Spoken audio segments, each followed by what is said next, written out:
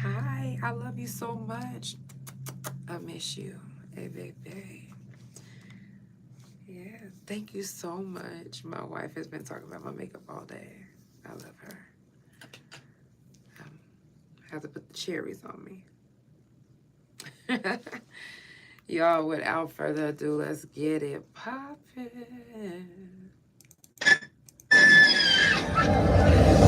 It's time for the Couch Chronicles, where there ain't no fucking limits. Every Monday, Tuesday, Thursday, Friday from 8 Central Time.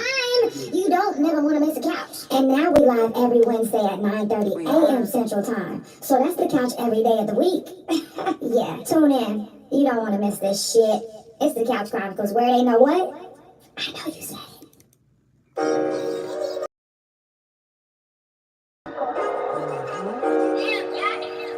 If it's my ego, can you blame me? I be popping. And if you waiting on the low, man, you ain't stopping this. I do my damn thing, and you know that's a fact. And I'm happy, this money straight out the fucking trap. And I be giving it all like a map. Some of my people change, but I'm okay with that. And I forgive, but they don't need to run it back. You made your bed, now lay it down, go take a nap. Hold up, I hope you didn't think that I believe you. Made your choice, but ain't no need to go back. If I cut you off, I leave you no slack. Please don't touch my gangsta, but I'll fuck around and go back, you know that. But back to this money, back to this shame. Straight to the highway, hustling, pushing things. I'm never stopping. I at them bang, right up a quitter. I need my ends. I mean, I do though. I need my motherfucking ends. Oh, I'm tripping. I think it's you. Oh, it's me. Oh, well. If it's my ego, can you blame me? I be popping. And if you hating on the low, man, you ain't stopping this. I do my damn thing, and you know that's a fact. And I'm happy, this money straight out the fucking trap. What I do? And I be giving it all like a map. Some of my people change, but I'm okay with that. And I forgive, but I don't need to run it back. You made your bed, I lay it down, go take a nap. Night. It's the motherfucking couch. Hey. It's the couch. Y'all, I'm looking at myself and I'm like, I look so stoned.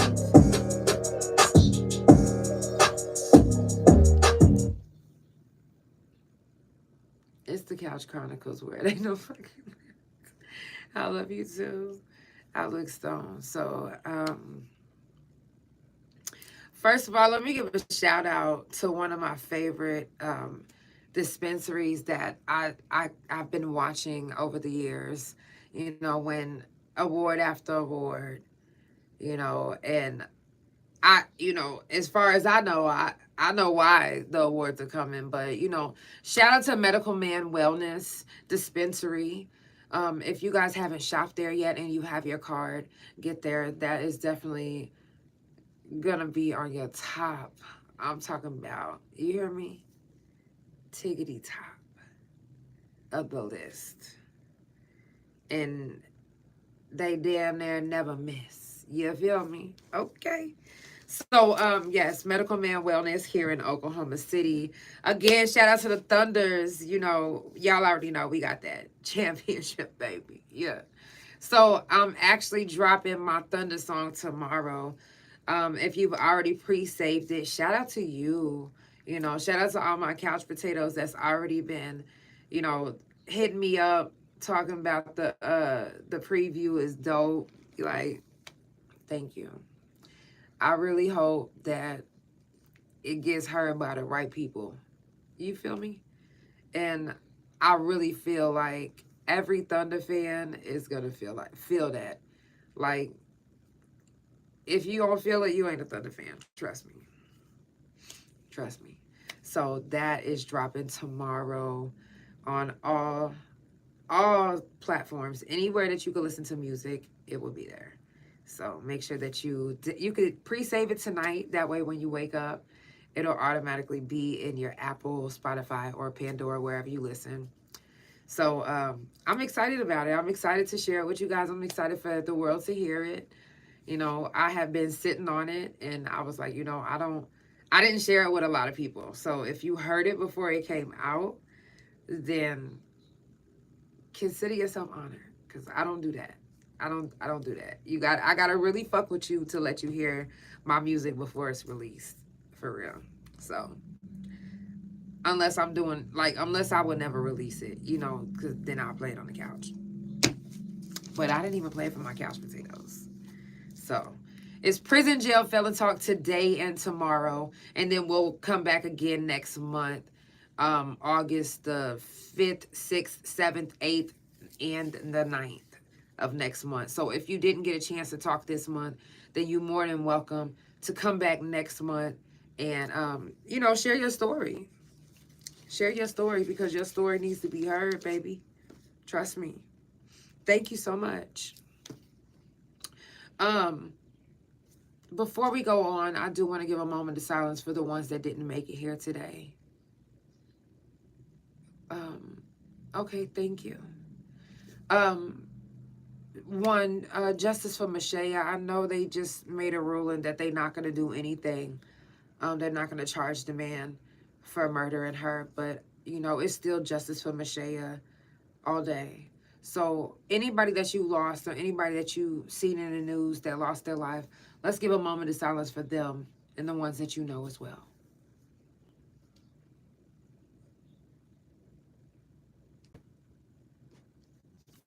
Thank you so much.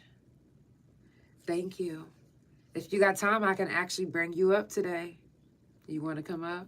Denise, hey. If you would like to come up, send me a request and I can bring you up. I would definitely love to hear your story today. Let me get my... Wait, let me just... There we go. Let me turn everything up just in case you want to come up. You just hit that button when you're ready. I'll bring you right on up. Okay, you say you're at work right now. Okay, that's fine. That's fine. Tomorrow is the last day until next month. So, oh damn. Thank you for tuning in for a second. Tonight I do want to talk, well, you all already know it's Prison Jail Felon Talk, so anything I talk about tonight and tomorrow is going to be pertaining to something in prison or something surrounding. Y'all know what I'm trying to say. But I felt like this was important to talk about today. And you guys don't realize the importance of comfort pets. And the reason why I say that is because sometimes in some prisons, they allow the inmates to have like an animal. Usually they don't call them comfort pets, of course. But for the inmates, it's a comfort pet.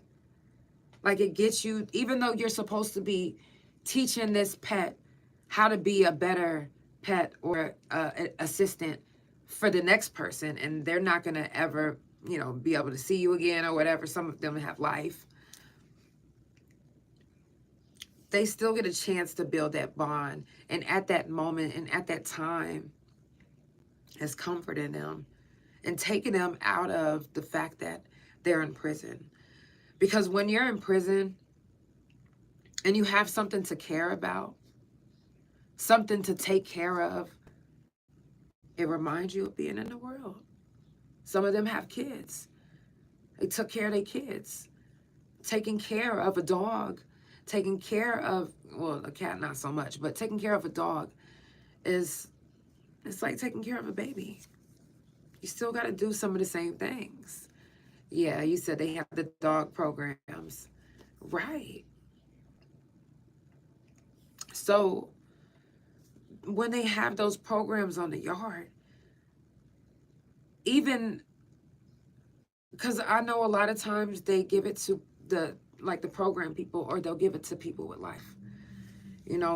I feel like they should give it to anyone that is a level 3 or 4.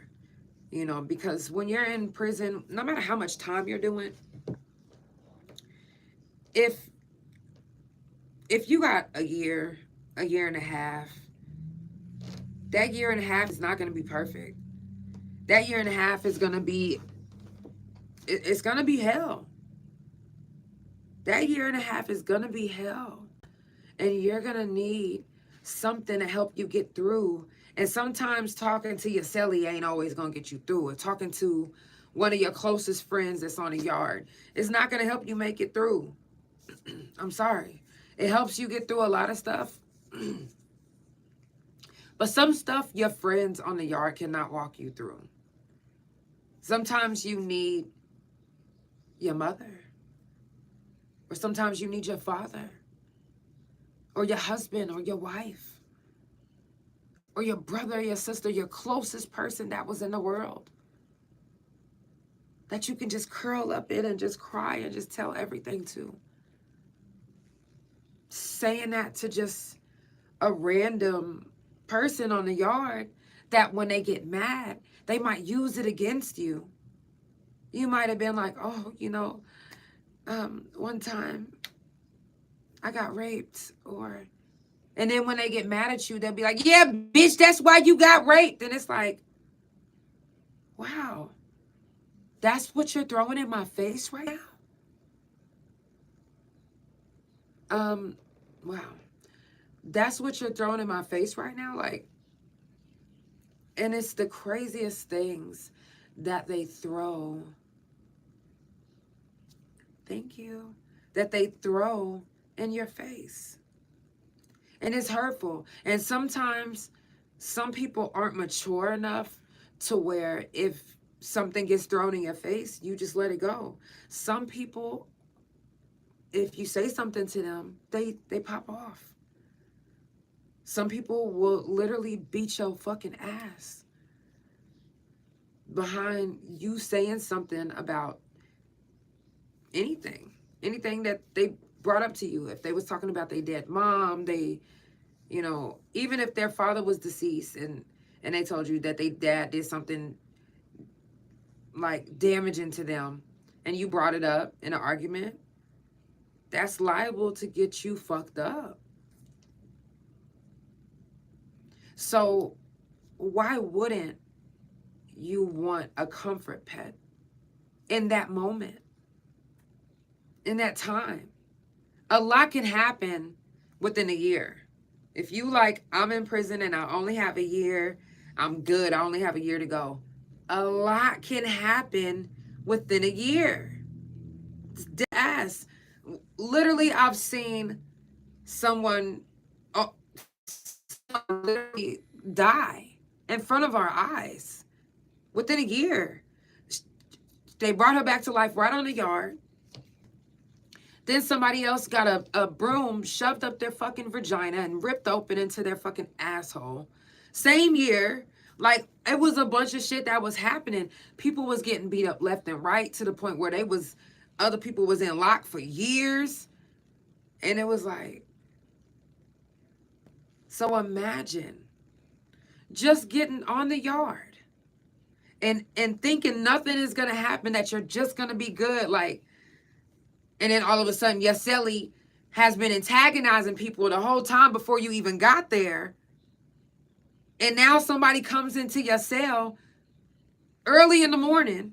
Y'all both not going to breakfast. You don't know that your cellie is into it with somebody. And then all of a sudden, you said, why did they use a broomstick? And it wasn't just a regular broomstick. It was one of those dust mops that was thick, the industrial ones. They broke it inside of her. Her stomach was ripped open. Her coochie was into her booty hole. When I tell y'all, that was the worst smell. The worst. Imagine you not knowing that your cellie is into it with people. Yes, you said Mabel Bassett was a real life prison movie. It definitely was. I kid you not. But you don't know your cellie is into it with somebody. Somebody opens your door. Opens your door and starts beating your cellie. And guess what? Because they don't know if you're going to tell or not, they going to beat you too. And this is your third day on the yard. It happens. So thinking that, oh, okay, a year, and then I get a year review, bet I'm good. Ain't nothing finna happen. I'm about to be straight. No. might not happen the way that you plan out. No, she was not laughing. She was not laughing. She was screaming because somebody thought she had a package inside of her that she owed to them, and they was trying to retrieve it. You said I was so scared to go there. Listen, right? You said you was at Cape Bernard. So what was wild was I wasn't even scared when I pulled. I don't even think, honestly, I've never had a point when I was at Mabel Bassett that I was scared until we ended up getting a black warden, and all the officers that didn't like that, they all shaved their heads. I was like, why are they acting like skinheads? Like, and I was laughing about it because it was funny, and I was just like I know I'm tripping because they could not be really just like doing this to make a statement. And they really was doing that right before our fucking eyes. I don't know if anybody remembers that shit, but I do. You want to know why I remember it? Because it traumatized me. Because I had a slick mouth. So they was always cussing me. They was always ready to lock me up. Always. Yes. Oh my gosh. You said it, A&R. You heard horror stories, baby. So when they shaved their heads, I literally was like, okay. First I was laughing, like thinking it was funny because I was just like, I know I'm tripping. Then when I realized it was true, I'm talking about, I was marking it. I had a journal. If this guy wouldn't have burned all my shit when I got out, I had a journal and I was marking down all the black people that was going to lock since the time that they shaved their heads. And it was for any reason. I don't give a fuck what it was. If you sneezed, they would, and you didn't say, if you sneezed and you didn't cover your mouth or something, they was like, let's go cuff up. Like, I heard what you said. Like, I'm dead ass. Even Rainbow remembers this. Like, this traumatized me because I love Rainbow. So seeing an officer, Rosencrantz, by the way, that's who the fuck it was. Rosencrantz grabbed her face from the top of the ramp and slid her all the way down and took her to lock. I couldn't believe it. I was in such shock, and it's nothing we can do. This is the thing. If we, let me say this right, because I don't want nobody to hear this that's locked up and take this and use this. But this is what I truly believe. That if one of us would have started fighting the officer that was doing that, and then all of us was so pissed off about it that we all jumped in, and then it ended up becoming a mass riot, because now at this point, y'all not gonna keep doing us the way y'all doing us. And we are gonna take this is our space. You're invading it for a few hours and you're causing havoc. So if we would have all took that space back at the same time, we might have been locked down. But when have we not been locked down for a long time? We would have been standing for something, making a statement. They would have probably still been talking about that to this day. But, you know, some of us, we see officers wrongdoings, and all we can do is, there's some people that even snuck phones in, that have phones that snuck in, and still will see these officers doing something wrong, and they're not even thinking to record it with these phones. You got your phone out, but thank you so much. You got these phones out, to do everything else, even make porn, but you won't expose what's happening. And some of them literally will wait until they get out. When I was in there, I had a phone. I snuck a phone in.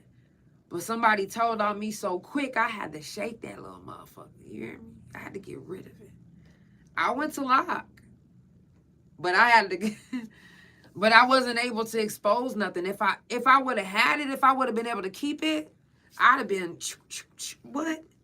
I'd have had Bohan's bitch ass. That bitch, y'all know I don't like the bitch word, but that bitch, oh my God, baby, when, let me tell y'all something. This is why it's important when I say to have a comfort pet on the yard. Because when you have officers that literally antagonize you and do everything they can to get a rise out of you. Okay, love you. To get a rise out of you. They'll do anything they can to trick your time. They literally want to trick your time off. They want to. They strive for it. There are some officers that will do everything in their power to trick your time off. And Bohan was one of them. Bohan was one of them. I don't care what nobody say. She was one of the worst officers that we've ever encountered. I don't care. Rosencrantz bitch ass too. And he probably still up there with his whole ass. He is the main one to be doing some corrupt shit and get away with it. He's running that prison. If he's still there, he's running that bitch. He's running it. His gang is in there. And any new person that come in there, he recruiting them. That motherfucker, baby, when I tell y'all I seen him, I done seen that man do some fucked up ass shit. And like I said, it was nothing that we could do about it except watch and get traumatized by the things that we're seeing, by the things we're witnessing this. Like, they at the time don't know what they're doing to us, nor do they give a fuck, honestly. They don't. They doing what they doing because they not who they act like they are in prison out there in the world. They some bitch ass motherfuckers. And probably get ran over, cheated on, talked shit to all day. And then they get into the prison and then they act as if they just king of the motherfucking jungle. And they get to acting out. Physically causing harm to inmates. And imagine being in prison and not having anybody in the world. And you're getting beat up every now and then by the officers just because you talk back. And it's nobody that you can vent to. But then they bring this program to the yard where you can have a comfort pet. And now you finally have someone to talk to. And now you finally have someone that you can trust with all your might, with everything in you, until the day that they actually take the dog or cat away. A comfort pet can change an inmate's life forever. Imagine you being a murderer. You've never even liked cats or nothing, and all of a sudden you have to take care of a cat.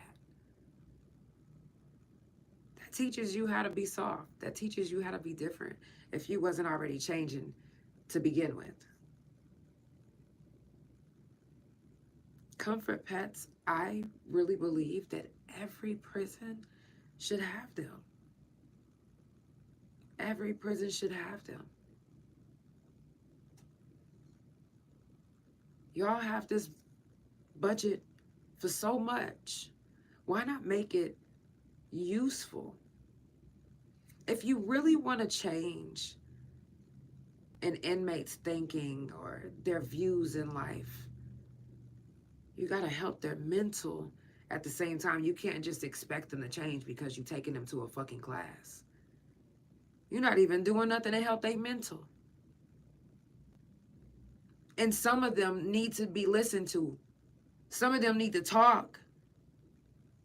You can't expect a prison mental health ward to just do the justice for every single one of them men and women that's locked up.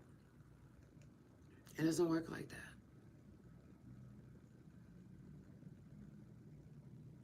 And just because someone catches the case does not mean that they're completely mentally there. Like, some people catch cases and they break mentally and no one knows it because they're hiding it on the outside. But in the inside, they're like falling apart.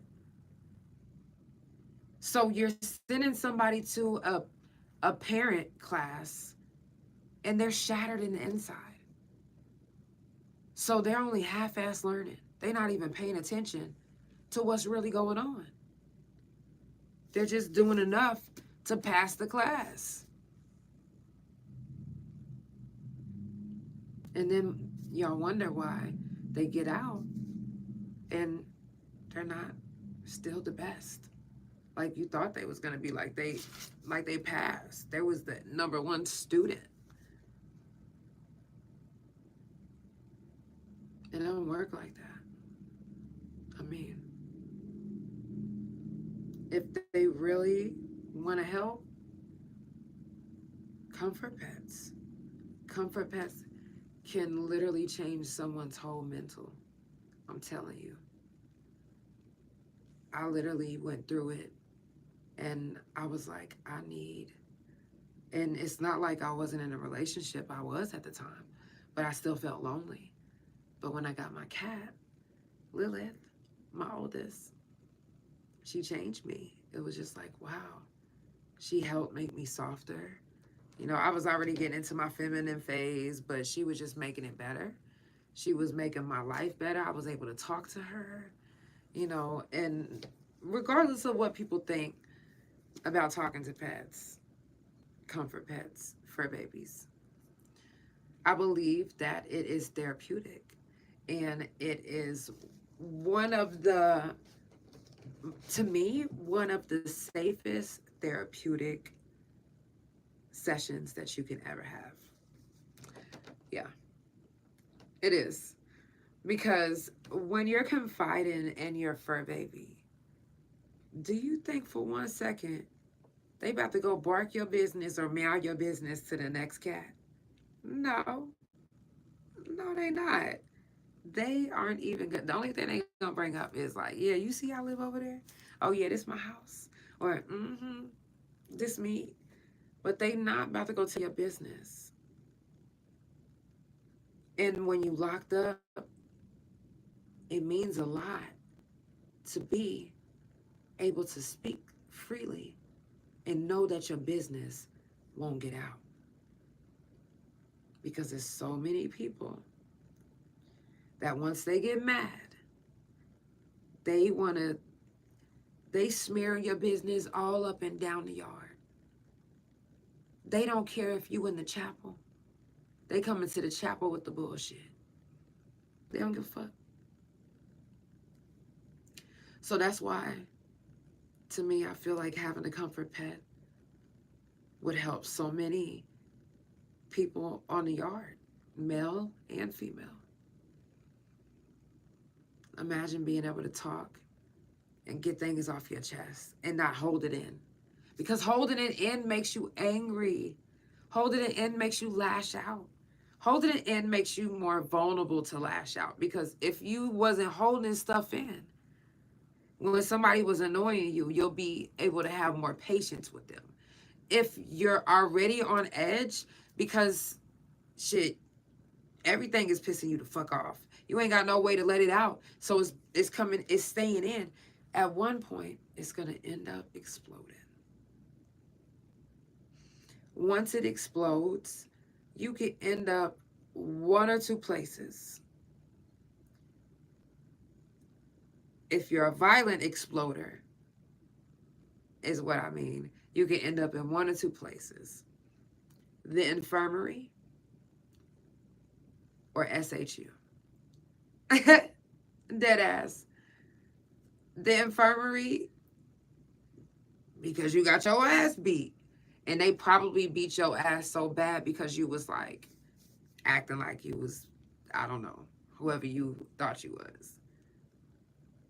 But if you beat they ass because you knew who you was, or whatever the case was, you in lock. And if you beat them bad enough, you facing charges. And that's just real.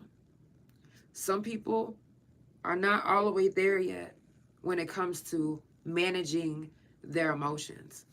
I don't give a fuck what class they took in prison. Because whenever you got a lot of stuff on your mind and you locked up, you don't just think about what's happening in the here and now, what's right in front of you. You thinking about every fucking thing all at one time. That's why it's so hard for whenever you get out of prison to stop your mind from racing, because you so used to thinking of everything at one time. Because you have to. Okay, if I get out of here, do I got beef with anybody? Could they be, if I'm laying down, would they be locking the sock? If I turn around, you know what I'm saying? You thinking about everything. Man, canteen coming. Am I going to get canteen? They going to call, mail call. Am I going to get some mail? Can I use the phone? Am I going to get a level today? It's so many things that go through your head. So having these big groups of mental health groups in prison, these thinking for a change groups, these parenthood groups, all of these type groups would not do half as much justice as having comfort pets on the yard. I mean, the credits, of course, would be better, I'm sure. But that's another thing that people are thinking about is, okay, all I got to do is get through this class. Let me just pay attention to the hot words, the hot things that they saying so I could pass this test. Playing the system. But it's not your fault because you're going through a lot of stuff mentally, physically, and emotionally. You don't even know how to deal with it. You don't even know how to handle it. You don't even know that you're going through it sometimes.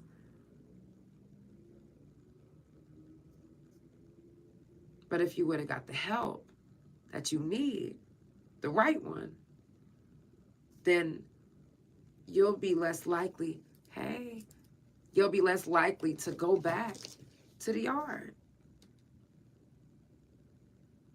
So if you can be an advocate in your city or state for whatever prison is around you to get comfort pets, I mean, I'm telling you guys, there's so many benefits to it. So many benefits. And shout out to the ones that, you know, who it has helped. Because I know a few people that actually had pets on the yard before they even started the program. And at first, before they got the pet, when I first got there, they was a little rowdy, but whenever I seen them start taking care of that pet, they was just real calm. I was like, wow, it's like growing you up. Like, you know, you're a mama now. You know what I mean? And they take on that position for real, so. And even in the men's prison, they a daddy now. You know what I'm saying? They get to be a daddy again. So, you know, something to think about. Y'all, it's the Couch Chronicles where it ain't no fucking limits. I didn't need too much of your time. I will be back on tomorrow. I love you guys so much. You see, listen. Baby, I'm looking at myself still and I look high. But if you guys can see this, I don't know if you guys remember when I had shoulder surgery, but for some reason, it's starting to hurt again. I don't know what it is, but send me some good positive vibes and healing vibes. I'm sending good positive healing vibes to you guys too. And if you've done any time and you're just getting out, welcome home. Welcome home. It's hard out here. It is. I'm gonna keep it real. But do not let that be the reason why you fall back into your old ways just because it's hard out here. It's hard everywhere. It was hard in prison, wasn't it? It was. So keep on fucking pushing. Do not give up. Do not give up. I don't care who you don't have on your side, how many people don't have your back. You have your back, just like you did on the yard. Apply that same type of mentality until you get your solid crew around you. And do not trust everybody, because everybody do not want to see you make it. And I don't give a fuck if they play like they happy. And watch out for the ones who smile don't really meet their eyes. Do your thing. Find you a job. Thank you so much. Thank you. Do your thing. Get you a job. Stay out the way. Stay out the way. It's nothing out here. Unless you know, you into social media and you got to get content and all of that. But you know what I'm saying? It's a difference. But stay out the way. Do your thing. You don't have to let everybody see where you are. You ain't got to be everywhere. You ain't got to be in a club. It's better inside. I'm not saying be in a bubble and just be a little safe. You know what I'm saying? Like, you just got to be safe from everything. I'm just saying, you just got out. Get to know who you are first before you allow the world to get in your space while you're getting to know you, and they won't even understand what you're going through and who you're trying to become or who you're becoming. They're going to look at you judgmentally. I'm dead ass. I've been there. A lot of us have. People don't understand when you get out and then you're in society and you're trying to adjust, that it's a process. It's a process. You got to try to shake that institutionalized way. And it just happens. When we don't think we're institutionalized, we are. We're set in our ways, like being institutionalized. It's okay. But when you're in that moment of getting out of prison and trying to adjust in society, people around you, they don't really know what you're going through in your head. They don't really know that you went to prison because you don't look like you've been to prison. You don't look like you just did 15, 12, 20 years. You don't look like that. So they don't imagine any of that that's going through your head right now. And when stuff is going through your head, you don't look like this. You might look like this. Like, you might have all type of looks on your face, the same type of looks that you had on the yard. Because if you show like a blissful look on the yard, motherfuckers will try you. And you can't do that. So people might not understand you right now. Shit. You might not understand you right now. But I want to encourage you and let you know that you will eventually take your time. Baby, take your time. What's the rush? Take your time. It's no reason to rush. Don't rush greatness. Perfect it. It's the Couch Chronicles, where it ain't no fucking limits. I love you guys so much, and I will see y'all on the couch. Tomorrow's the last day of Prison Jail Felon Talk until next month, and then we back onto the regular schedule. Hey, hey, hey. We are out of here. I love you guys so much. Make sure that you subscribe to the YouTube, Apple, Spotify, and Pandora. And, oh, welcome. Thank you so much for coming in. You're now a couch potato. I'm actually wrapping up. It's Prison Jail Felon Talk today and tomorrow, which we're wrapping up. But tomorrow is the last day until next month. If you've ever done any time, if you know anybody that's done any time, and you would like to share your story, you're more than welcome. Yes, please do. This is actually my 4th season, and today was episode 115, I think. I think it was episode 115. Maybe 115 or 114, but ish. So you actually got a lot to catch up on. Thank you so much. And you subscribe to me, and I definitely will subscribe to you. And if you would ever like to be a guest, I love to interview people. Think about it.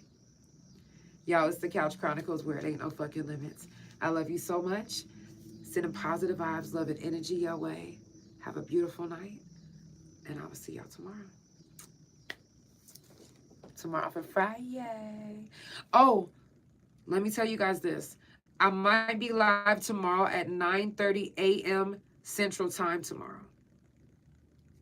9:30 a.m. Central Time tomorrow. Y'all gonna kick it with me in the morning? I'll see y'all in the morning. It's the Couch Chronicles where it ain't no fucking limits.